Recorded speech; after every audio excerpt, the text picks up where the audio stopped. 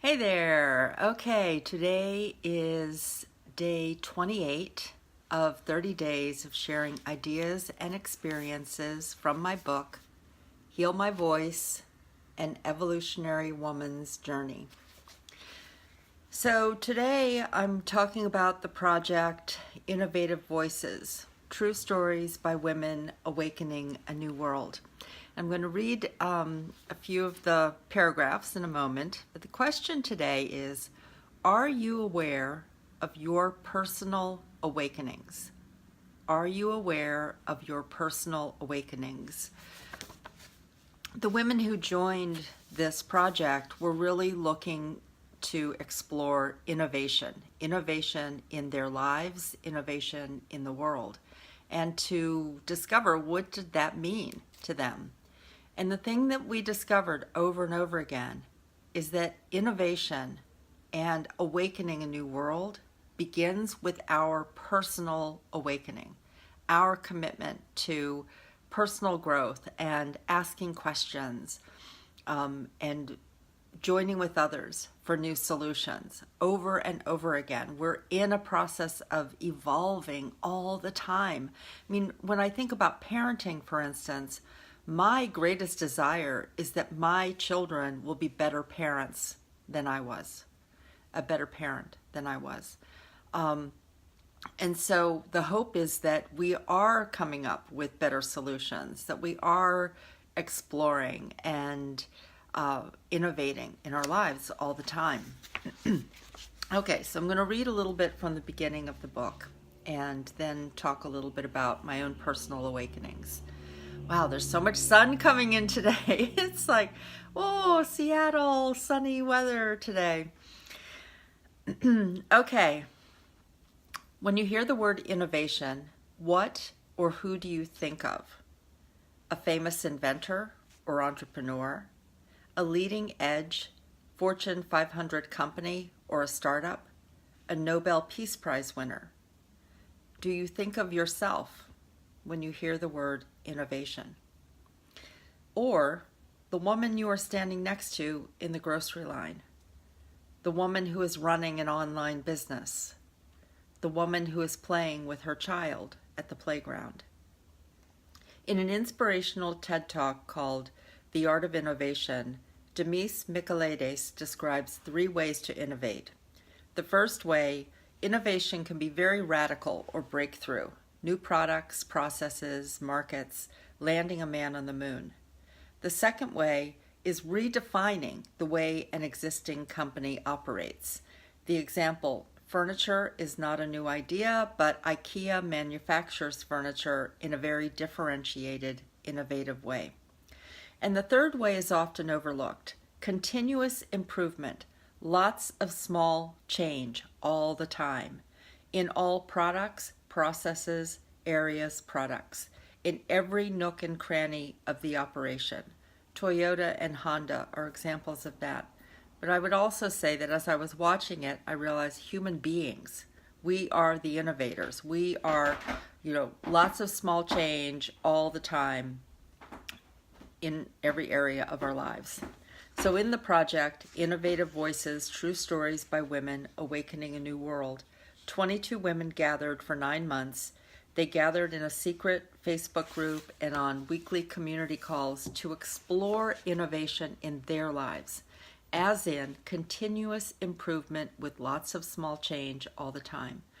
We had conversations about what's happening in the world and what action we can take to make a difference, asking the question, where do we feel inspired with ideas? And just to shine a light on one simple one, it's our health and the food that we eat and the exercise that we get throughout our lives. There's always an opportunity for small change all the time. Continuous improvement, and what you need at age 20 may be different than what you need at age 70. So looking at that. And I'm going to just share a couple of examples of awakening in my own life, because I'll go back to the question, are you aware of your personal awakenings? Are you aware of small change? Are you aware of moments where there was an awareness, and because you had the awareness, your life changed. Nothing was ever the same. Two examples of awakenings in my life that I wrote about in the book. In an Evolutionary Women retreat, there was a moment when I saw that the choices and decisions I had been making throughout my life were evolutionary, conscious, and deliberate. I knew that I was already living an innovative life as an evolutionary woman, and I made a commitment to continue to make conscious choices.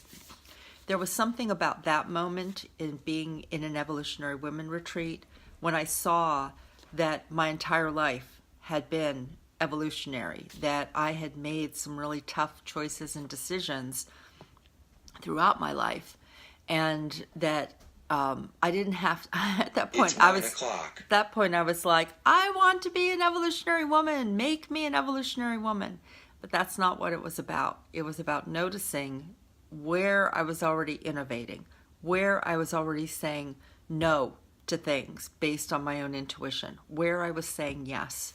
And so once I saw that, it actually increased the consciousness, increased making those choices and decisions, which became easier when I was in discomfort. You know, it's like when you're making choices and decisions and there's discomfort and you've created chaos, you may doubt yourself.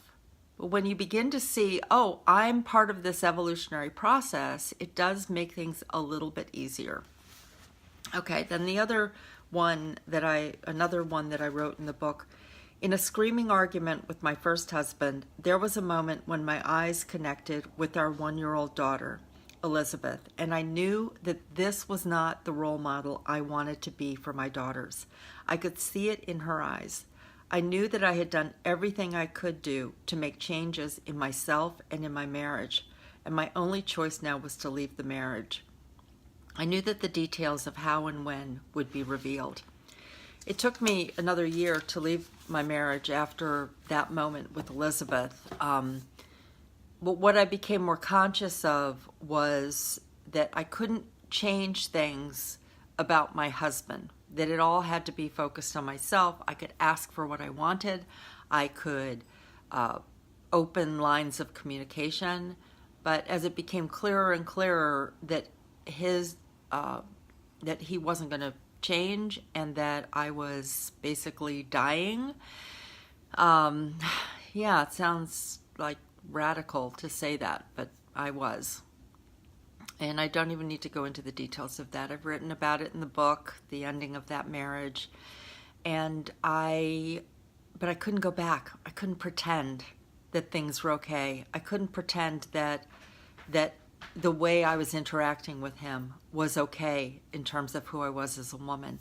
And so to me, these are the personal awakenings where something changes and you just say, you know, I'll read this one last paragraph here. When the light of awareness is turned on, there's no going back. You have been awakened to something, and in that moment, everything changes. You cannot unsee it or unknow it. It was a moment when you woke up to a new awareness and you knew you had to make different choices. It may have even felt like life or death. You may have needed to cry and grieve. You saw your life with a new perspective. It set something new in motion. It required action, and the complete change may have taken years to unfold into the new. But it started with, there was a moment when.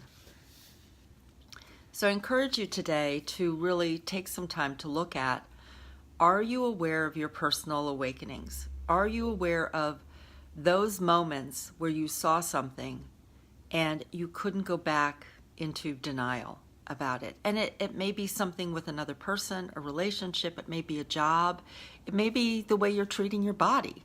You know, it's like you see it. And it doesn't mean, I'll just use the body right now because I've been really going through a new personal awakening with my body and noticing very consciously the food that I'm eating and making some changes and keeping a food diary that's about the health of the way my body responds to things.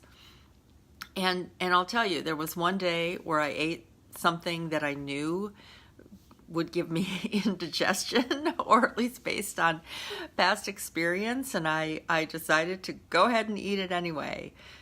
Or on my birthday, I decided that even though I wasn't really eating sugar anymore, I was going to have that cupcake. So it's like, but I entered it with consciousness. Okay, so that's the difference. You enter it with consciousness, and then you decide day by day, do I want to keep eating this way, or have I learned and noticed things about myself that I'm going to change? Okay, are you aware of your personal awakenings?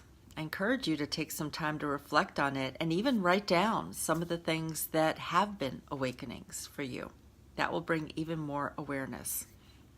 All right, so if you want to go deeper, my book is called Heal My Voice, An Evolutionary Woman's Journey. I have in the back of each chapter reflective questions and tools and resources that I have used over the years in my own personal awakening. So, hey, I kind of like the way the sun's coming in today with that. Isn't that always fun when a photo shows up with the rays of the sun in it? Okay, I'll be back tomorrow for day 29 of 30 days of sharing ideas and experiences. Thanks for listening. So much love. Mwah.